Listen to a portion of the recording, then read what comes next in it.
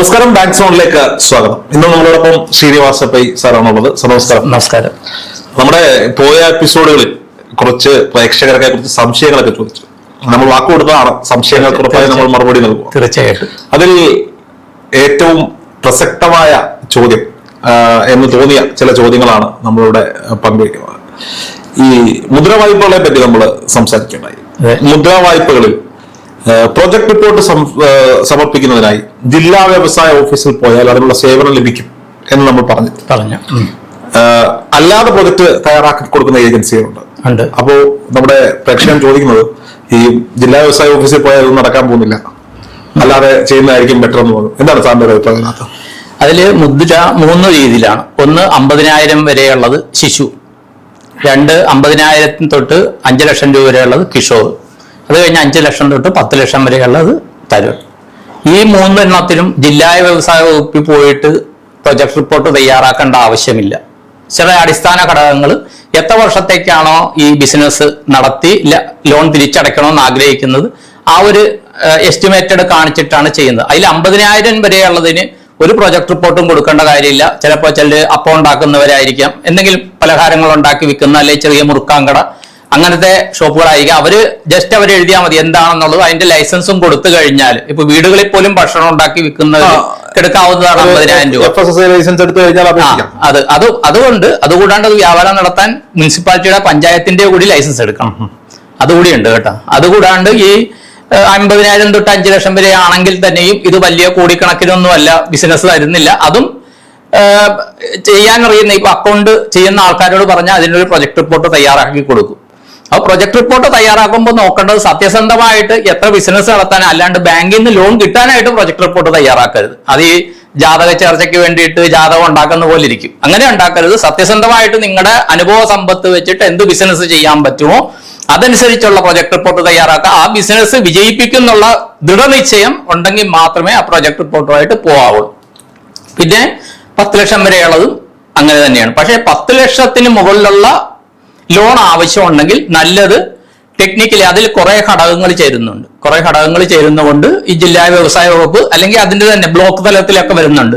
എല്ലാ തദ്ദേശ സ്ഥാപനങ്ങളിലും വ്യവസായ വകുപ്പിൽ നിന്നുള്ള ആൾക്കാർ വരുന്നുണ്ട്. അവർ പ്രോത്സാഹനം കൊടുക്കുന്നുണ്ട്. അവരെ ബന്ധപ്പെടുത്താൽ എന്തൊക്കെ ടെക്നിക്കൽ ഡീറ്റെയിൽസ് ആണോ വേണ്ടത് അവർ തരും. എല്ലാ വായ്പകൾക്കും ജില്ലാ വ്യവസായ കേന്ദ്രത്തിൽ പോകേണ്ട കാര്യമില്ല. രണ്ടാമത്തെ കാര്യം, അതിന്റെ താഴെ തന്നെ വേറൊരാള് അഭിപ്രായം എഴുതിയിട്ടുണ്ട്, എനിക്ക് ഗ്രാമീണ ബാങ്കിൽ നിന്ന് കിട്ടിയിട്ടുണ്ട് എന്ന് പറഞ്ഞിട്ട് ഒരാൾ അഭിപ്രായം എഴുതിയിട്ടുണ്ട്. ഈ അഭിപ്രായങ്ങളെല്ലാം നമ്മൾ വായിച്ചു പോയിട്ടുണ്ട്. ഓക്കെ. അതുപോലെ തന്നെ ഈ മുദ്രാ വായ്പ അടച്ചു തീർന്നാൽ പിന്നീട് വായ്പ കിട്ടില്ല എന്നൊരു കമന്റ് കണ്ടു. അതെ, അതിൽ വേറൊന്നുകൂടി കണ്ടു. അതിന്റെ പലിശ 11.25% കണ്ടു. ഈ പലിശ ഓരോ ബാങ്കുകളുടെ അനുസരിച്ച് വ്യത്യാസമായിരിക്കും. ഈ മുദ്രാ വായ്പ കൊടുക്കുന്നത് ഒരു പദ്ധതി തുടങ്ങാനായിട്ട്, പിന്നെ ആ പദ്ധതി തുടർന്ന് പോകാനായിട്ട് പിന്നെയും വർക്കിംഗ് ക്യാപിറ്റൽ ആവശ്യമുണ്ട്.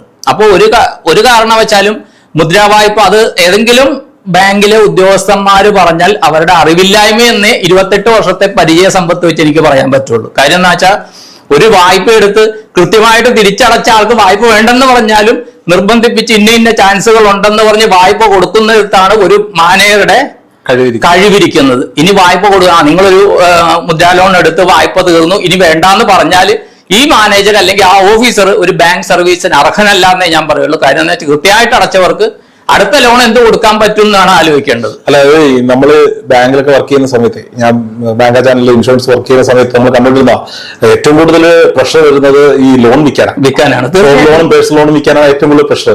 കൊടുക്കാൻ വേണ്ടിയിട്ടാണ് ബാങ്ക് ഉണ്ടാക്കി വെച്ചിരിക്കുന്നത്. അപ്പോ ഇതിന്റെ എക്സിക്യൂട്ടീവ് ഒക്കെ ഒരു കസ്റ്റമറെ കണ്ടുപിടിക്കാൻ വേണ്ടി വളരെ പാടാ. അവര് മാക്സിമം എമൗണ്ട് ഡിസ്പേസ് ചെയ്യാനാണ് അവർ ശ്രമിക്കുന്നത്. പക്ഷെ ഇത് പല കസ്റ്റമേഴ്സിനും അത് മനസ്സിലാവുന്നില്ല എന്നുള്ളതാണ്. അവരെന്തോ ഇവരുടെയൊക്കെ ഔദാര്യം പോലെ മുന്നിൽ പോയി നിൽക്കുകയാണ്. ഒരിക്കലും അതിന്റെ ആവശ്യമില്ല. ഒരിക്കലും അതില്ല. കസ്റ്റമർ കാര്യം അവർക്ക് എല്ലാ രീതിയിലും അതിന് അർഹതയുണ്ടെങ്കിൽ അത് അവർക്ക് കിട്ടേണ്ടതാണ്. അത് അവരുടെയും ബാങ്ക് മാനേജറുടെയോ ഉദ്യോഗസ്ഥന്മാരുടെ ഔദാര്യമല്ല. ഈ മുദ്രാ ലോണിലെ സബ്സിഡി അതെങ്ങനെയാണ് വർക്കാവുന്നത്? സബ്സിഡി 2 രീതിയിലാണ്. സബ്സിഡി എന്ന് പറഞ്ഞാൽ അത് ഗവൺമെന്റ് സ്കീമായിരിക്കണം. സ്കീമാണെങ്കിൽ കാര്യം ബാങ്കുകൾ ഒരു സബ്സിഡിയും കൊടുക്കുന്നില്ല. അങ്ങനെ സബ്സിഡി ആണെങ്കിൽ താലൂക്ക് വ്യവസായ ഓഫീസിൽ നിന്ന്, ജില്ലാ വ്യവസായ ഓഫീസിൽ നിന്ന് പല സ്കീമുകളുണ്ടല്ലോ, അത് വെച്ചിട്ട് അവർ റെക്കമെൻഡ് ചെയ്യുകയാണ്. ഈ റെക്കമെൻഡ് ചെയ്ത് കൊടുത്താലും ഈ ലോൺ കൊടുക്കണോ വേണ്ട, അതിന് ലാഭകരമാണോ അല്ലയോ, അങ്ങനത്തെ ലോണുകൾ ഇതിനു മുമ്പ് ഈ ബ്രാഞ്ച് കൊടുത്തിട്ട് അത് തിരിച്ചടവ് വരുന്നില്ലെങ്കിൽ ആ റീസൺ ഒക്കെ വെച്ചിട്ട് ബ്രാഞ്ചുകൾക്ക് റിജക്ട് ചെയ്യാം. അത് റീസൺ വേണം. ഏത് ലോൺ ഒരാൾ ചോദിച്ചാലും അത് കൊടുക്കുന്നില്ല എന്നുണ്ടെങ്കിൽ അതിന് കൃത്യമായ റീസൺ വേണം. കാര്യം ബാങ്കിന്റെ ലാഭമാണ് ആ ഒരു ഓഫീസർ അല്ലെങ്കിൽ മാനേജർ വേണ്ട എന്ന് പറയുന്നത്. ഈ കഴിഞ്ഞ ദിവസം നമ്മുടെ എപ്പിസോഡ് ഇറങ്ങി കഴിഞ്ഞിട്ട് നമ്മൾ സുഹൃത്തിനെ കണ്ടപ്പോൾ എന്നോട് പറഞ്ഞാൽ ഞാൻ മുദ്ര വായ്പ എടുത്തിട്ടുണ്ടായിരുന്നു, സബ്സിഡി ഒക്കെ എനിക്ക് കിട്ടി. സബ്സിഡി എല്ലാം കിട്ടി കഴിഞ്ഞിട്ട് പിന്നെ ഞാൻ അടവ് മുടങ്ങി, 10 മാസമായിട്ട് അടയ്ക്കുന്നില്ല. ഇപ്പൊ അത് വിളിച്ചോണ്ടിരിക്കുകയാണ്. അപ്പൊ ഞാൻ ചോദിച്ചപ്പോൾ പറഞ്ഞു എന്റെ 10 ലക്ഷം രൂപ വായ്പ എടുത്തെടുത്ത് കുറെ അടച്ചു. ഇനിയിപ്പോ 12 ലക്ഷം രൂപ അടയ്ക്കാനുണ്ട്. വൺ ടൈം സെറ്റിൽമെന്റ് ആണെങ്കിൽ അത് നേരെ പകുതിയാക്കി കിട്ടും, 50% ഒഴിവാക്കി കിട്ടും. അപ്പൊ ഈ വൺ ടൈം സെറ്റിൽമെന്റ് ചെയ്യുമ്പോൾ അത് സിബിൽ സ്കോറിനെ ബാധിക്കും? തീർച്ചയായിട്ടും ബാധിക്കും. വൺ ടൈം സെറ്റിൽമെന്റ് ചെയ്താൽ തീർച്ചയായിട്ടും ബാധിക്കും. അതൊരു ആത്മഹത്യാപരമാണെന്ന് ഞാൻ പറയുള്ളൂ. അത് ചെയ്യരുത്. കാര്യം അല്ലെങ്കിൽ ഒരു 60 വയസ്സ് 65 വയസ്സായി ഇനി ബിസിനസ് നടത്താൻ പറ്റുകയില്ല എന്നുള്ള ആൾക്ക് ഓക്കെ. അല്ലാണ്ട് ഒരു ചെറുപ്പക്കാരനൊക്കെ ഒരുമിച്ച് അടയ്ക്കുകയാണെങ്കിൽ 6 ലക്ഷം കൊടുത്താൽ മതി, അല്ലെങ്കിൽ 12 ലക്ഷം രൂപ അടയ്ക്കണം. അല്ല, അത് റീസ്ട്രക്ചർ ചെയ്യുക എന്തെങ്കിലും ചെയ്യാമല്ലോ. കാര്യം എന്താണെന്ന് അദ്ദേഹം ബിസിനസ് നടത്തി വിജയിപ്പിക്കുന്നു. ഇനി അത് ആ ബിസിനസ് പൊളിഞ്ഞു എന്ന് വെച്ചു, ആ ബിസിനസ് പൊളിഞ്ഞു എന്ന് വെച്ച് കഴിഞ്ഞാൽ ഓക്കെ, അത് വൺ ടൈം സെറ്റിൽമെന്റിന് പോകാം. പക്ഷേ പിന്നെ നോക്കേണ്ടത് ഈ ഒരു ബിസിനസ്സിന് വേണ്ടിയിട്ട് അദ്ദേഹം എന്ത് ബിസിനസ് ചെയ്താലും അത് വിജയിപ്പിക്കാൻ കഴിവില്ലാത്ത ആളാണെന്നുള്ളതാണ് അതിന്റെ ഒരു അനുമാനം. കാര്യം അദ്ദേഹം ബാങ്കുകൾ നിർബന്ധിച്ചല്ല ഇന്ന ബിസിനസ് ചെയ്യുമെന്നും പറഞ്ഞല്ല ലോൺ കൊടുക്കണം. അദ്ദേഹം പറയുകയാണ് അതിനുള്ള രേഖകൾ കൊടുത്തിട്ട് ഞാൻ ഈ ബിസിനസ് നടത്തി വിജയിപ്പിച്ച് അതിൽ നിന്നുള്ള ലാഭം കൊണ്ട് ഞാൻ ബാങ്ക് ലോൺ അടച്ചു തീർക്കുമെന്നാണ് അദ്ദേഹം പറയുന്നത്. അതിൽ അദ്ദേഹം പരാജയപ്പെട്ടു. ഒന്നുകിൽ ആ ബിസിനസ് പരാജയപ്പെട്ടതായിരിക്കാം, ഇല്ലെങ്കിൽ അദ്ദേഹത്തിന്റെ എന്തെങ്കിലും ന്യൂനതയായിരിക്കാം. ഈ ഉയർന്ന പലിശ നിരക്കിൽ വായ്പകൾ എടുക്കുന്നതാണോ അപ്പൊ ഈ ചിട്ടി പോലെയുള്ള സംവിധാനങ്ങളിൽ സേവ് ചെയ്ത് വെച്ചിട്ട് പൈസ ഉണ്ടാക്കുന്നതാണോ ലാഭം? അല്ല, എന്താ ആവശ്യത്തിന്? ബിസിനസ് പരമായ ആവശ്യത്തിന് ഇപ്പോ നിസാരം നമുക്കിപ്പോ ഉണ്ണിയപ്പം തിന്നണം. നമ്മൾ കുറച്ച് ഉണ്ണിയപ്പം കഴിച്ചു. ഈ ഉണ്ണിയപ്പം ഇപ്പോ നമ്മൾ വാങ്ങിക്കാൻ നോക്കുമോ? കുഴപ്പമില്ല, കുറച്ചു നാൾ കാത്തിരുന്നിട്ട് അതിനുള്ള അപ്പക്കാരയും അതും ഇതുമൊക്കെ വാങ്ങിച്ചിട്ട് അതിന്റെ ടെക്നിക്ക് പഠിച്ചിട്ട് ഉണ്ണിയപ്പം ഉണ്ടാക്കി കഴിക്കുന്നതാണ് ഏതാണ് നമുക്ക് നല്ലത്. അപ്പൊ എപ്പോഴും നമുക്ക് ഇപ്പൊ എന്താണോ അതാണ് ലാഭം. ഞാൻ ഇതിന് പറയാൻ കാര്യം, ഒരു ബിസിനസ് ചെയ്യുന്ന ഒരാള്, ഞാൻ നമ്മുടെ ഒരു സുഹൃത്താണ്, പുള്ളി ഭയങ്കരമായി മണി മാനേജ്മെന്റ് ഭയങ്കരമായി ചെയ്യുന്ന ഒരാളാണ്. അപ്പം പുള്ളി കഴിഞ്ഞ ദിവസം ഞാൻ ഇങ്ങനെ ഫോണിൽ സംസാരിക്കുന്ന സമയത്ത് ഞാൻ ഇങ്ങനെ പറഞ്ഞ ഒരു മുദ്ര വായ്പ എടുക്കുന്നതിനെ പറ്റി ഞാൻ ആലോചിക്കും. എന്നോട് മണ്ടത്തരം കാണിക്കില്ലേ, മണ്ടത്തരം കാണിക്കും. ഞാൻ എന്തുപറ്റി? ഇവിടെ മുദ്ര വായ്പ മണ്ടത്തരമാണ്, ഞാൻ എടുക്കാൻ പോയതാ, വേണ്ടാന്ന് വെച്ചതാ, പ്രൊജക്ട് വരെ ഉണ്ടാക്കിയതാ. എന്നുവെച്ചാൽ എന്താ, ഇവിടെ അങ്ങനെയൊന്നും ആലോചിച്ച് നോക്കാം, ആ പൈസ KSF അല്ലെങ്കിൽ വേറെ എവിടെയെങ്കിലും ഒരു ചിട്ടി കൊടുത്താ നമുക്ക് ആ ചിട്ടി അടയ്ക്കാൻ ഈ കാര്യം ചെയ്താൽ പോരെ, നമ്മുടെ ആവശ്യം ഒരു വർഷത്തേക്ക് നീക്കി വെച്ചാൽ പോരെ എന്നാണ് പുള്ളി ചോദിക്കുന്നത്. പുള്ളി എന്റെ അടുത്ത് വരുമാനവും കാര്യങ്ങളൊക്കെ ചോദിച്ചിട്ട് എത്ര രൂപ നമുക്ക് ഇൻകം ഉണ്ട്, എത്ര രൂപ ചെലവുണ്ട്, കാര്യങ്ങളൊക്കെ ചോദിച്ചിട്ട് പറയുന്നത് ഒരു 1 ലക്ഷം ഉണ്ട്, 100 ഉണ്ട്, 1 കോടി രൂപയുടെ ചിട്ടി കൊടുക്കണം. പുള്ളി സിമ്പിളായിട്ട് പറയുന്നത്, നമ്മളെ ഇവിടെ പറ്റത്തില്ല എന്തായാലും.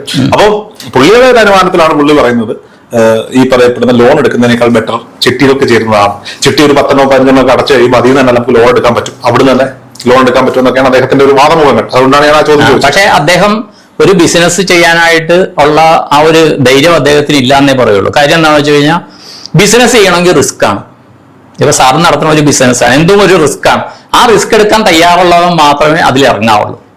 അത് എല്ലാം അനുകൂലമായിട്ട് മാത്രം ഞാൻ ബിസിനസ് നടത്താമെന്ന് പറഞ്ഞാൽ ബാക്കിയുള്ളവൻ ബിസിനസ് നടത്തിയിട്ട് കാശും കൊണ്ടുപോകും. ഇതിലൊന്ന് പറയാം, ഇപ്പോ ഇന്ത്യയിലെ പ്രമുഖമായ ഒരു വ്യവസായ ഇൻഡസ്ട്രി ഗ്രൂപ്പ്, ഇവർക്ക് ആദ്യമായിട്ട് ലോൺ കൊടുത്തത് ആ വ്യക്തിക്ക്, അതിലെ മൂത്ത ആള്, അദ്ദേഹം ഇപ്പോഴില്ല, അദ്ദേഹത്തിന് ലോൺ കൊടുത്തത് സിൻഡിക്കേറ്റ് ബാങ്കാണ്. അഭിമാനപൂർവ്വം പറയും, ഇതെനിക്കറിയില്ലായിരുന്നു. ഞാൻ കർണാടകത്തിൽ ജോലിക്ക് പോകുമ്പോൾ ഞങ്ങളുടെ വാല്യൂറുണ്ട്, അദ്ദേഹം ഉടുപ്പി ബേസ് ആണ്. അപ്പൊ അദ്ദേഹം എൻ്റെ അടുത്ത് പറഞ്ഞു, ഇന്ന കമ്പനിക്ക് ലോൺ കൊടുത്ത ആരാണെന്നറിയാം? ഇല്ല, നിങ്ങളുടെ ബാങ്കാണ്. 50കളിലാണ്. അപ്പൊ ആദ്യം ഈ ആള് ഒരു വ്യാപാര സ്ഥാപനത്തിൽ ജോലിക്ക് നിൽക്കുകയായിരുന്നു. അപ്പൊ അങ്ങേര് വന്ന് ഈ മാനേജരോട് ചോദിച്ചു, അത് ഉടുപ്പിക്കാരനായിരുന്നു ആ മാനേജർ. ഇദ്ദേഹം ഇന്ത്യയിലെ വ്യവസായ നഗരത്തില് ജോലിക്കാരനായിരുന്നു, ഏതോ ഒരു സ്ഥാപനത്തിൽ. ഞാൻ ഇങ്ങനെ ഒരു ചെറിയ സൈഡ് ബിസിനസ് ആയിട്ട് ബിസിനസ് തുടങ്ങുന്നു. അപ്പൊ എനിക്കൊരു അന്നത്തെ കാലത്ത് 50,000 രൂപ വായ്പ തന്ന് സഹായിക്കാവോ എന്ന് ചോദിച്ചു. അപ്പോ ശരിക്കും ഈ അന്നത്തെ കാലത്ത് 50,000 രൂപ വായ്പ കൊടുക്കുന്നത് ശരിക്കും റിസ്ക് ആണ്. പക്ഷെ ഇദ്ദേഹത്തിന്റെ സ്വഭാവം, പെരുമാറ്റം, സത്യസന്ധത, പിന്നെ ഈ ആള് പറഞ്ഞത് ആ മാനേജർ ഇദ്ദേഹത്തിന്റെ നാള് കൂടി ചോദിച്ചു എന്നാ പറയണം, മനസ്സിലായ? എന്നിട്ട് ഇദ്ദേഹത്തിന് കൊടുത്തു. ഈ സ്ഥാപനം വളർന്നു. അദ്ദേഹം ആ ബിസിനസ് കംപ്ലീറ്റ് നടത്തിയത് സിൻഡിക്കേറ്റ് ബാങ്കിലാണ്. പക്ഷേ ആ സ്ഥാപനം വളർന്ന പോലെ അവരെ ഫിനാൻസ് ചെയ്ത് ബാങ്കിന് വളരാൻ സാധിച്ചില്ല. അവരുടെ ഇപ്പോഴത്തെ ബിസിനസ് പല ബാങ്കുകളിലാണ്. അവരുടെ ബിസിനസ് ഇന്ത്യയിലെ എല്ലാ ബാങ്കുകളും കൂടിയാണ് അവരുടെ ബിസിനസ് നടത്തുന്നത്. സ്ഥാപനത്തിന്റെ പേര് ഞാൻ പറയുന്നില്ല. അപ്പൊ അദ്ദേഹത്തിന്റെ ഇച്ഛാശക്തിയായിരുന്നു. അദ്ദേഹം ഇട്ട് നോക്കിയതാണ്, ഒരു ചൂണ്ട ഇട്ട് നോക്കിയതാണ്. അത് വെച്ച് ഞാൻ വിജയിച്ചു. ഇപ്പൊ അദ്ദേഹത്തിന്റെ 3-ാം തലമുറ 4-ാം തലമുറയാണ് ബിസിനസ് നടത്തുന്നത്. ഓരോ വീട്ടിലും, ഇന്ത്യയിലെ എല്ലാ വീട്ടിലും ആയിരിക്കും, ഇപ്പൊ പേര് പറയണ്ട, എല്ലാ വീട്ടിലും അവരുടെ പ്രോഡക്റ്റ് ഉണ്ട്. അല്ലെ 3-ാം തലമുറപ്പെട്ട കല്യാണം മനസ്സിലായോ? അത് അദ്ദേഹം ആരെങ്കിലും പോയി കഴിഞ്ഞാൽ അദ്ദേഹം അവസാന നിമിഷം വരെ ആനുവൽ ജനറൽ ബോഡി അതിനകത്ത് പറയുമായിരുന്നു, എന്റെ ഈ ബാങ്കാണ് എന്നെ വിശ്വസിച്ച് എനിക്ക് പണം തന്നത്, എന്നിട്ടാണ് ഞാൻ ഇത്ര എത്തിയത്. ആ നന്ദി അദ്ദേഹം ലാസ്റ്റ് വരെയും കാണുന്ന ബാങ്ക് മാനേജർമാരോട് ഞാൻ പറയുമ്പോൾ, നിങ്ങൾ എന്നെ വിശ്വസിച്ച് പണം തന്നാൽ ഞാൻ തീർച്ചയായിട്ടും അല്ല, പറയാൻ പറ്റില്ല ആരും മനഃപൂർവ്വം ഒരു കുടിശ്ശിക വരുത്തുന്നവരുടെ 1% ആൾക്കാരെ വരുള്ളൂ. ആരെങ്കിലും, അതും ബാങ്ക് മാനേജറുടെ ഉത്തരവാദിത്തമാണ്. ആരുടെയെങ്കിലും ഒരു ലോൺ കുടിശ്ശിക അവർക്ക് നോട്ടീസ് അയച്ച് ഞാനിപ്പോ ജപ്തി ചെയ്യും, ഞാനിപ്പോ കേസ് കൊടുക്കുന്നു പറയുന്നതിന് പകരം അവിടെ ചെന്ന് കണ്ട് ഇവരുടെ പ്രാക്ടിക്കൽ ഡിഫിക്കൽറ്റി എന്താണെന്ന് മനസ്സിലാക്കിയിട്ട് അവർക്ക് വേണ്ട കാര്യം, ബാങ്കുകൾ ഇപ്പൊ ബ്രാഞ്ച് ലെവലിന് മുകളിൽ പല സെക്ഷനുകളുണ്ട്, അവർക്ക് സഹായിക്കാൻ പറ്റും. ഇപ്പൊ എനിക്കറിയാത്ത, ഞാനൊരു ബ്രാഞ്ച് മാനേജർ ആകുമ്പോൾ എനിക്കറിയാത്ത കാര്യം മുകളിലുള്ള ഓഫീസിലുള്ളവർക്ക് വേറെ കോൺടാക്ട്സ് ഉണ്ട്, അവർ സഹായിക്കും. ഇന്ന ആൾക്ക് ഇന്ന ഒരു പ്രശ്നമുണ്ട്, അതെങ്ങനെ നമുക്ക് തീർക്കാൻ പറ്റും. ചിലപ്പോൾ അതിന് ഗവൺമെന്റ് സംവിധാനങ്ങൾ കാണും. അത് വെച്ചിട്ട് തീർച്ചയായിട്ടും ബാങ്ക് മാനേജേഴ്സ് അത് നോക്കേണ്ടത്. കാര്യം എന്താ, നമ്മുടെ കയ്യിലെ കാശാണ് ഒരാൾക്ക് കൊടുത്തെങ്കിൽ നമ്മൾ പുറകെ കൊടുക്കും. അതുപോലെ ഇതും ബാങ്ക് മാനേജേഴ്സ് നോക്കേണ്ടതാണ്. അല്ലാണ്ട് എ സിക്കകത്ത് ഇരുന്ന് വർക്ക് ചെയ്യാന്ന് പറഞ്ഞാൽ ബാങ്കിങ് ഈ പറയുന്ന രീതിയിൽ പോകും. എന്റെ ഒരു അനുഭവം പറയാം. ഞാൻ ഈ കുറെ കാലം മുമ്പ്, അതായത് ഒരു 8 വർഷം മുമ്പ് ഒരു സഹകരണ ബാങ്കില് ചിട്ടിക്കുകയോ, അപ്പോ അന്ന് നാട്ടില് ലോക്കൽ രാഷ്ട്രീയവും വിശ്വസത കളിച്ചിടക്കുന്ന സമയമായതുകൊണ്ട് ഈ രാഷ്ട്രീയ പാർട്ടികൾ ഭരിക്കുന്ന ബാങ്കുകളാണല്ലോ. അപ്പൊ ഈ ചിട്ടിക്ക് കയറുന്നു, ചിട്ടി പിടിച്ചതിന് ശേഷം പിന്നെ ചിട്ടി അടച്ചില്ല. അത് കഴിഞ്ഞ് കുറെ നാളിന് ശേഷം ഒരു 3 വർഷം മുമ്പ് ഇതൊരു പേപ്പർ വന്നു. അപ്പൊ സ്വാഭാവികത്തിൽ ഈ പാർട്ടിക്കാർ ഭരിക്കുന്ന സഹകരണ ബാങ്കിൽ ജോലിക്ക് എടുക്കുന്നത് പാർട്ടിക്കാരുടെ ഭാര്യമാര് അല്ലെങ്കിൽ പാർട്ടിക്കാരെയാണല്ലോ. അപ്പൊ ഇവരൊരു പ്രതിപക്ഷ ബഹുമാനം വെച്ച് നമ്മുടെ വീട്ടിൽ പേപ്പർ തരത്തില്ല. എല്ലായിടത്തും വരുമ്പോഴും ഇത് നമ്മൾ ഓപ്പോസിറ്റ് പാർട്ടിക്കാരനായതുകൊണ്ടും നമ്മൾ പ്രശ്നക്കാരനാണെങ്കിൽ സ്നേഹം കൊണ്ടായിരിക്കും, സ്നേഹം കൊണ്ടായിരിക്കും, അങ്ങനെ പറയാം. നമ്മുടെ വീട്ടിൽ മാത്രം വരത്തില്ല. അപ്പോ ഒരു 3 വർഷം മുമ്പ് ഇതുപോലെ ഒരാൾ വന്നിട്ട് പറഞ്ഞു, ഇതുപോലെ ചിട്ടിക്കുടിശ്ശിക അടയ്ക്കണം, അല്ലെങ്കിൽ ഇത് പ്രശ്നമാണ് കാര്യം. അപ്പൊ ഈ ആൾ ജാമ്യം നമുക്കൊരു അറിയത്തില്ല ആരാ ജാമ്യം ഇട്ടേക്കുന്നത്, അതൊക്കെ ബാങ്കുകാർ ചെയ്തിട്ട് നമുക്ക് പൈസ തന്നു. അപ്പൊ ഞാൻ ആ ബാങ്കിൽ പോയി, അത് സെക്രട്ടറി കണ്ടു. അപ്പോ ഈ പാർട്ടിക്കാർ മൂത്ത് സെക്രട്ടറി ആയതല്ല, AR ഓഫീസിൽ നിന്ന് വിട്ടേക്കുന്ന സെക്രട്ടറി ആയിരിക്കും. അപ്പൊ ഞാൻ പറഞ്ഞു, ഞാനൊരു കാര്യം ചെയ്യാം, ഇപ്പം അന്ന് 2 ലക്ഷം രൂപയോ 2.5 ലക്ഷം രൂപയോ എന്തോ ആണ് കിടക്കുന്നത്, ഞാനൊരു മാസം 10,000 രൂപ വെച്ച് ഞാനിത് അടയ്ക്കാം, എന്നെ കൊണ്ട് പറ്റുന്നത്. അവർ കടുകെട്ടി നിൽക്കുക, പറ്റില്ല, ഒന്നിച്ചടക്കണം. അന്ന് നമ്മുടെ ഒന്നിച്ചടക്കാൻ പൈസയില്ല. ഇപ്പോ അത് വീണ്ടും ഇതുപോലെ പേപ്പറും കാര്യങ്ങളൊക്കെ. അപ്പൊ ഒരു ദിവസം ഇതുപോലെ പേപ്പർ കൊണ്ട് വീട്ടിൽ ആൾ വന്നിട്ടുണ്ടെന്ന് ഞാൻ എന്ത് ചെയ്തു, ഞാൻ പാലക്കാട് നിൽക്കുക, ഞാൻ അവിടെ നിന്നിട്ട് കുറച്ച് പൈസ, ഒരു 50,000 രൂപയ്ക്ക് അടുത്തൊരു പൈസ അയച്ചു കൊടുത്തു. അപ്പോൾ സെക്രട്ടറി വളരെ മാന്യമായ ചെറുപ്പക്കാരനാണ്, ഞാൻ വിളിച്ച് സംസാരിച്ച് പൈസ അയച്ചു കൊടുത്തു. പൈസ അയച്ചു കൊടുത്തിട്ട് പുള്ളി 13-ാം തീയതിയിലേക്ക് അടുത്ത ഗഡു അടയ്ക്കണം. 13-ാം തീയതി വീണ്ടും ഒരു സംഘം ആളുകൾ വീട്ടിൽ കയറി വന്നിട്ട് ജപ്തി ചെയ്തേക്കും. അപ്പൊ ഞാൻ ഇന്ന് ധൈര്യം ഉണ്ടെങ്കിൽ നിങ്ങൾ ജപ്തി കാര്യം വേറെ കൊണ്ടല്ല, നമ്മുടെ നാട്ടിൽ ജപ്തി ചെയ്യുന്നതിന് അതിൻ്റെതായ ഒരു പ്രോസസ്സുണ്ട്, കാര്യങ്ങളുണ്ടെന്നൊക്കെ. നമ്മളാരും ഈ പള്ളിക്കൂടത്തിൽ പോകാത്തവരല്ലല്ലോ. അപ്പൊ മാത്രമല്ല, ഞാനിത് അടച്ചു തുടങ്ങി. എനിക്ക് കിടക്കുന്ന പൈസയുടെ ഏതാണ്ട് 8% അടച്ചു കഴിഞ്ഞു. ഇനി 7% അടച്ചാൽ മതി. അടുത്ത ഗഡു ഞാൻ അന്ന് അടയ്ക്കാനിരിക്കുക. അദ്ദേഹത്തിന് കൊടുത്ത വാക്കും പ്രകാരം ഞാൻ പൈസ എടുത്ത് വെച്ചോണ്ടിരിക്കുമ്പോഴാണ് ഈ ഇഷ്യൂ. കഴിഞ്ഞ ദിവസം ഞാൻ ആ ബ്രാഞ്ചിൽ പോയിട്ട് ഞാൻ ചോദിച്ചു, ഇതെന്താ, എന്റെ റെസിപ്റ്റ് ചോദിച്ചു. ഞാൻ ആ അടച്ച 40,000 ചില്ലാൻ രൂപയുടെ റെസിപ്റ്റ് ചോദിച്ചപ്പോൾ എന്റെ സേവിങ്സ് ബാങ്ക് അക്കൗണ്ടിൽ, അവരുടെ സേവിങ്സ് അക്കൗണ്ടിൽ പൈസ ഇട്ട് എന്റെ റെസിപ്റ്റ് തന്നെ. ഞാൻ ചോദിച്ചു, എന്താ ചിട്ടിയിൽ അടയ്ക്കാത്തെ? അപ്പൊ പറഞ്ഞു, അത് ചിട്ടിയിൽ അടക്കണമെങ്കിൽ ഒരു 2,200 രൂപയുടെ കുറവുണ്ട്. ഞാൻ ചോദിച്ചാൽ അയച്ചു തരില്ല, ഇത്രയും രൂപയ്ക്ക് 2,200 രൂപ അയക്കാനാണോ എനിക്ക് പറഞ്ഞത്. അപ്പൊ ചോദിച്ചാൽ അതെങ്ങനെ കുറവില്ല, അത് പാർട്ടാക്കി അടക്കണമെങ്കിൽ അത്രയും വേണം റൗണ്ട് ചെയ്യുമ്പോൾ. അപ്പൊ ഞാൻ ചോദിച്ചു, പാർട്ടാക്കി അടയ്ക്കാൻ പറ്റുമോ? പാർട്ടാക്കി അടയ്ക്കാൻ പറ്റും. എടാ, ഞാൻ 3 വർഷം മുമ്പ് ഞാൻ നിങ്ങളോട് വന്ന് ചോദിച്ചതല്ലേ ഇത് പാർട്ടാക്കി അടയ്ക്കാൻ പറ്റുമോ? അന്ന് വേറെ സെക്രട്ടറി ആയിരുന്നേ, പറ്റില്ല എന്നാ പറഞ്ഞത്. അപ്പൊ ഇവർക്ക് അങ്ങനെയല്ല. ഇപ്പൊ സാറ് പറഞ്ഞതുപോലെ ഈ സഹകരണ ബാങ്കിൽ ഇരിക്കുന്ന ചില സാറുമാർക്ക് ഈ തുക പിടിച്ചെടുക്കുക എന്നുള്ളതല്ല, നമ്മളെ ബുദ്ധിമുട്ടിക്കുക എന്നുള്ളത്.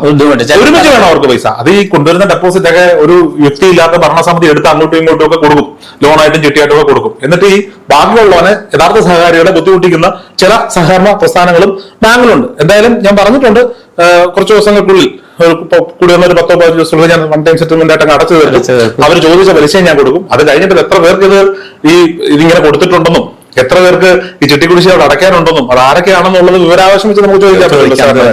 അതിന്റെയൊക്കെ മറുപടി എഴുതിയ ഒരു ഉദ്യോഗസ്ഥര് ഉൾപ്പെടെ വരും. കാര്യം നമ്മളെന്തായാലും ഏറ്റവും ബുദ്ധിമുട്ടിച്ചതാണ്. 2-3 വട്ടം വീട്ടിലിരിക്കുന്ന അച്ഛനെ അമ്മയൊക്കെ ബുദ്ധിമുട്ടിച്ചതാണ്. ഇത് വേറൊരു വീഡിയോയിൽ പറയണ്ട, ഇവിടെ തന്നെ ബാങ്കിങ് സെഗ്മെന്റ് തന്നെ പറയാമെന്ന് വിചാരിച്ചു. ഈ പോർഷൻ ഞാൻ കട്ട് ചെയ്ത് അവർക്ക് അയച്ചു കൊടുക്കുന്നുണ്ട്. അടയ്ക്കുന്നതിന് മുമ്പ്, പൈസ അടയ്ക്കുന്നതിന് മുമ്പിട്ടേക്ക് പറഞ്ഞു, അതിന് മുമ്പിട്ട് അവർക്ക് എന്നെ ഉപദ്രവിക്കട്ടെ. നമുക്ക് പല ബാങ്ക് ഉദ്യോഗസ്ഥരും സാറി പറഞ്ഞ രീതിയിലാണ്. ഈ സാർ പറഞ്ഞ ഒരു പോയിന്റാണ് അതിനകത്ത്, നമ്മുടെ പൈസ ആണെങ്കിൽ നമ്മൾ പുറകെ മേടിക്കും, ബാങ്കിന്റെ പൈസയല്ലേ. അതെ, ഇത് ഭീമമാകുന്ന ഒരു തുക ആകുന്നത് വരെ ഇവർ നോക്കിയിരിക്കും. കസ്റ്റമേഴ്സിനെ സംബന്ധിച്ചിടത്തോളം ഇതെങ്ങനെ അടക്കാതിരിക്കാമെന്നാണ് അവർ ചിന്തിക്കുന്നത്. അല്ലെങ്കിൽ അടയ്ക്കാതിരിക്കാന്നല്ല, അല്ലെങ്കിൽ അതിന്റെ ഗൗരവം അവർ കൊടുക്കുന്നില്ല. അപ്പൊ ഇത്രയും പൈസ ശമ്പളം വാങ്ങുന്ന പല ബാങ്ക് ഉദ്യോഗസ്ഥരാട്ടെ, സഹകരണ ബാങ്ക് ജോലി ചെയ്യുന്നവരാട്ടെ, ഇവരാരും ഇത് തിരിച്ചു പിടിക്കാനുള്ള ഒരു സംവിധാനം ചെയ്യുന്നില്ല. ഒരു 100 പേർക്ക് ചെട്ടിക്കുടിശ്ശിയോ ലോൺ കുടിശ്ശിയോ ഉണ്ടെങ്കിൽ അവിടെ 10 സ്റ്റാഫിന് ഒരാളൊരു 10 പേരെ വിളിച്ച് 10 വട്ടം വിളിച്ച് അവരെന്തായാലും പൈസ അടയ്ക്കും. ഇപ്പം മുത്തൂറ്റിൽ എന്തുകൊണ്ടാണ് പൈസ അടയ്ക്കുന്ന എല്ലാവരും? മുത്തൂറ്റുകാർ കൃത്യമായി പലിശ അടയ്ക്കാൻ വിളിക്കും. അതായത് അവര് ലേലത്തിന് തൊട്ട് മുമ്പ് വിളിച്ചു തുടങ്ങും, ലെറ്റർ അയക്കും, SMS അയക്കും, മെയിൽ അയക്കും. ഇതെല്ലാം ചെയ്തുകൊണ്ടാണ് നമ്മൾ ആ മുത്തൂറ്റിലെ പൈസ അടക്കണം എന്ന് വിചാരിക്കുന്നത്. ഈ മൈക്രോ ഫിനാൻസുകാരുണ്ട്, ഭയങ്കര പലിശയാണ്, കൊള്ള പലിശയാണ്, കാണിക്കുന്ന പ്രശ്നമാണ്. പക്ഷെ ആഴ്ച ഈ പൈസ കൊടുത്തില്ലെങ്കിൽ എക്സിക്യൂട്ടീവ് വീട്ടിൽ വന്നിരിക്കും, ഭയങ്കര കൃത്യമായിട്ട് അടച്ചുകൊണ്ടേയിരിക്കും. അങ്ങനെ ചെയ്യാനുള്ള ഒരു സംവിധാനം നമ്മുടെ സഹകരണ ബാങ്കുകളിലും ഉണ്ടാവേണ്ടതാണ്. അത് ഒരിക്കലും നമുക്ക് ബാങ്കിനെ കുറ്റം പറയാൻ പറ്റില്ല. അത് കൈകാര്യം ചെയ്യുന്ന ആ ഓഫീസേഴ്സ്, പ്രത്യേകിച്ച് ആ ബ്രാഞ്ച് മാനേജർ, അതിന്റെ ഓഫീസേഴ്സ്, അവര് യുക്തിപൂർവമായിട്ട് അവര് തീരുമാനിക്കേണ്ട കാര്യം. ബാങ്ക് മാനേജർ എന്ന് പറയുമ്പോൾ അദ്ദേഹത്തിന് ആ റൈറ്റ് കൊടുത്തിരിക്കുക ബ്രാഞ്ച് ഓടിക്കാനായിട്ട്. അദ്ദേഹം അത് തീരുമാനിച്ച് അത് നല്ല രീതിയിൽ കൊണ്ടുപോകേണ്ടത് അദ്ദേഹത്തിന്റെ ഉത്തരവാദിത്തമാണ്, ധാർമ്മിക ബാധ്യതയാണ്. അത് ചെയ്യുമെന്ന് വിചാരിക്കാം. ഇതിനകത്ത് ഒരു സംശയം വന്നതുണ്ടല്ലോ സാറേ, ഒരു നാഷണലൈസ് ബാങ്കിൽ നിന്ന്, അതൊരു പ്രൈവറ്റ് ഫേമിൽ ജോലിയുള്ള ഒരാളാണ് ചോദിച്ചത്. അവരുടെ ക്യാഷ് ക്രെഡിറ്റ് റിന്യൂവലിന് പോയപ്പോഴത്തേക്കും അതേ ബാങ്കിൽ തന്നെ ഉള്ള ലോണ് ക്ലോസ് ആക്കിയതാണ് അവര്. അത് ക്ലോസ് ആയില്ല എന്ന് സിബിലിലുണ്ടെന്ന് അവര് കാണിച്ചു. മനസ്സിലായി? അതൊരിക്കലും ആ ബാങ്ക് അവരോട് പറയാൻ കാര്യം. ആ ബാങ്ക് ഇപ്പൊ ഞാനൊരു മാനേജർ ആണെങ്കിൽ ഈ സിബിൽ ചെയ്യണമെന്ന് വെച്ചാൽ ബാങ്കിൽ നിന്ന് 3 മാസത്തിലൊരിക്കലൊക്കെ അതോ മാസത്തിലൊരിക്കൽ ഡാറ്റ എടുക്കുക. ആ ഡാറ്റ എടുത്തിട്ട് അവർ പ്രോസസ് ചെയ്തിട്ടാണ് സിബിൽ അപ്ഡേറ്റ് ചെയ്യണം. അല്ലാണ്ട് ഓരോരുത്തർ ഇരുന്നിട്ട് ടൈപ്പ് റൈറ്റിംഗ് മെഷീൻ പോലെ അടിക്കുന്ന ഇതില്ല. അപ്പൊ ഈ കാര്യത്തിൽ വന്നിരിക്കുന്നത് ആ പറഞ്ഞ ഓഫീസർ അല്ലെങ്കിൽ ആ മാനേജർക്ക് തെറ്റാണ്. അവര് ഇങ്ങനെ ഏതെങ്കിലും ആരുടെയെങ്കിലും ലോണുകൾ ക്ലോസ് ചെയ്തില്ല എന്ന് സിബിലിൽ കാണുന്നുണ്ട്. പക്ഷെ നമ്മൾ ക്ലോസ് ചെയ്തതാണെങ്കിൽ അതേ ബ്രാഞ്ചിലാണെങ്കിൽ അവർക്ക് തന്നെ നോട്ട് ചെയ്യാവുന്നതാണ്. വേറൊരു ബ്രാഞ്ചിലാണെങ്കിൽ ആ അക്കൗണ്ട് ക്ലോസ് ചെയ്തൊന്ന് സ്റ്റേറ്റ്മെന്റ് കൊണ്ടുവന്ന് കൊടുത്താൽ ബാങ്കുകൾ അത് അക്സെപ്റ്റ് ചെയ്തേ പറ്റുള്ളൂ. അത് വലിയൊരു തലപോണ പ്രശ്നമല്ല. പക്ഷെ അത് ഏതെങ്കിലും ഒരു ഓഫീസറോ മാനേജറോ പറഞ്ഞാൽ അവർക്കത് അറിവില്ലായ്മയാണ്. അതുപോലെ എനിക്കുണ്ടായ ഒരു അനുഭവമാണ്. എനിക്ക് വ്യക്തിപരമായിട്ടല്ല, ഞാൻ ഈ വാർത്താ ചാനലിൽ ഇരിക്കുന്ന സമയത്ത് ഉണ്ടായ ഒരു അനുഭവമാണ്. ഒരു കസ്റ്റമർ എന്നെ വിളിക്കാൻ, ഒരാൾ വാർത്ത ചെയ്യോ, ഞാൻ ചോദിച്ചെന്താ കേരളത്തിലൊരു ഇതുപോലെ എന്താ പറയാ സ്വർണ്ണപ്പണയങ്ങൾ സ്വീകരിക്കുന്ന സ്ഥാപനം, അവിടെ ഇദ്ദേഹം 5 വർഷങ്ങൾക്ക് മുമ്പ് ഒരു പണയം വെച്ചു. ആ പണയം തിരിച്ചെടുക്കുകയും ചെയ്തു. എന്നാൽ ഇദ്ദേഹം ഇപ്പൊ ലോൺ എടുക്കുന്നതിന്റെ ആവശ്യമായിട്ട് സിബിൽ ചെക്ക് ചെയ്തപ്പോ അവിടെ ഈ പണയം കാണിക്കും, പെൻഡിങ്ങിൽ കാണിക്കുന്നുണ്ട്. അപ്പോ ഇദ്ദേഹത്തെ ഇറക്കിയപ്പോ ഇദ്ദേഹം അങ്ങനെ പണയം വെച്ചിട്ടില്ല, ഇദ്ദേഹത്തിന്റെ വീട്ടുകാരോ അദ്ദേഹത്തിന്റെ പേര് പണയം വെച്ചിട്ടില്ല. 5 വർഷം മുമ്പുള്ള ഇദ്ദേഹത്തിന്റെ രേഖകൾ ഉപയോഗിച്ചുകൊണ്ട് ഈ ധനകാര്യ സ്ഥാപനം കള്ളപ്പണയം വെച്ചിരിക്കുകയാണ്. അവിടെ കണക്ക് കാണിക്കാനോ അല്ലെങ്കിൽ മറ്റെന്തെങ്കിലും ആയിരിക്കാം. പക്ഷെ അത് ഇദ്ദേഹത്തിന്റെ സിബിൽ റിഫ്ലക്ട് ചെയ്തു. ഈ ഇത്തരത്തിലുള്ള സംഭവങ്ങൾ അറിയുന്നതിന് വേണ്ടി ഇങ്ങനെയൊക്കെ ഡീലിംഗ് ഒക്കെ നടത്തുന്ന ആളുകൾക്ക് ഡോക്യുമെന്റ്സ് ഒക്കെ പുറത്തു കൊടുത്താൽ വർഷത്തിലൊരിക്കലും സിബിൽ ഒന്ന് ചെക്ക് ചെയ്യുന്നത് നല്ലതായിരിക്കില്ലേ? ഈ സിബിൽ ചെക്ക് ചെയ്താൽ സിബിൽ സ്കോർ പറയുന്നുള്ളതാണോ? സിബിൽ എപ്പോഴും ചെക്ക് ചെയ്ത് ഇപ്പൊ ഒരു ഹൗസിംഗ് ലോൺ എടുക്കണമെന്ന് വെച്ചോ 10 ബാങ്കുകളിൽ പോയിട്ട് ഇത് നോക്കിക്കഴിഞ്ഞാൽ പല ബാങ്കുകളാണ് എൻക്വയറി ചെയ്യുന്നത്. അപ്പോ സിബില് എൻക്വയറി കുറയും. അപ്പൊ ഇവര് ചെയ്യേണ്ടത് എന്താണെന്ന് വെച്ച് കഴിഞ്ഞാൽ നമുക്ക് നമ്മുടെ സിബിൽ എടുക്കാനുള്ള റേറ്റ് ഉണ്ടല്ലോ, അതിന്റെ ഫീസ് അടച്ചാൽ മതി. എന്നിട്ട് നമ്മൾ സിബിൽ എടുക്കുക, എന്നിട്ട് നമ്മുടെ സിബിൽ സ്കോർ ഇതാണെന്ന് പറഞ്ഞിട്ട് ബാങ്കുകളിൽ കൊടുക്കുക. അവർ ഈ സിബിൽ സ്കോർ വെച്ച് ലോൺ തരുന്ന അവർ ഫൈനലൈസ് ചെയ്താൽ മാത്രം അവർ ലാസ്റ്റ് സിബിൽ എടുക്കുക. ഈ ഒരു കാര്യം പറഞ്ഞപ്പോ സാർ ഇപ്പൊ പറഞ്ഞ കാര്യത്തില് ഇതിൽ പെടുന്ന മിക്ക ആൾക്കാരും ഉണ്ടല്ലോ, ഈ സ്വിഗ്ഗി സൊമാറ്റോയിലൊക്കെ പോകുന്ന ആൾക്കാരുണ്ടല്ലോ. എന്റെ അടുത്ത് ഒരാൾ പറഞ്ഞതാണ് തൃശ്ശൂരുള്ളപ്പോഴത്തേക്ക്. ഇദ്ദേഹം പോയപ്പോ ഒരു ബാങ്ക് അവര് ഗോൾഡ് ലോൺ മാത്രമാണ് വെക്കുന്നത്.